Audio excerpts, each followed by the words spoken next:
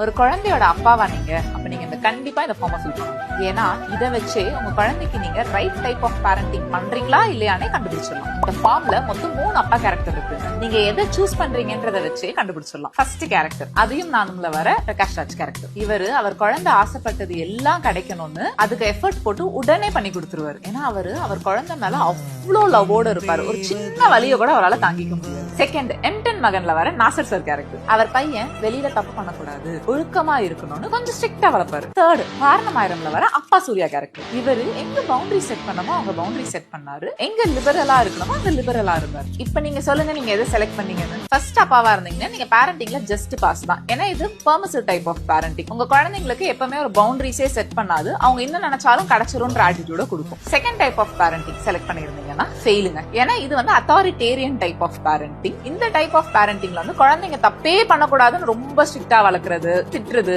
அடிக்கிறது இதெல்லாம் பண்ணக்கூடாது. இது அவங்க ஓவரால் டெவலப்மெண்ட்டே அஃபெக்ட் பண்ணுங்க. தேர்ட் ஆப்ஷன் இதை நீங்க செலக்ட் பண்ணிருந்தீங்கன்னா இதுதாங்க best type of parenting. 100 marks. இது வந்து அத்தாரிட்டேட்டிவ் டைப் ஆஃப் பேரண்டிங். இதுல எப்படின்னா பேரண்ட்ஸ் வந்து ஃபர்மா இருப்பாங்க, கிளியரா பவுண்டரி செட் பண்ணுவாங்க, அதே மாதிரி அவங்கள தட்டி கொடுக்க வேண்டிய இடத்துல நல்லா தட்டி கொடுப்பாங்க. இந்த மாதிரி டைப் ஆஃப் பேரண்ட் இருக்கும்போது குழந்தைங்க லைஃப்ல எதை வேணா ஈஸியா அச்சீவ் பண்ணிடுவாங்க. சோ டாட்ஸ் உங்களை எந்த டைப் ஆஃப் பேரண்டிங் பண்ணாங்கன்றதை விட நீங்க எந்த டைப் ஆஃப் பேரண்டிங் பண்ண போறீங்கன்றத வைஸா சூஸ் பண்ணுங்க.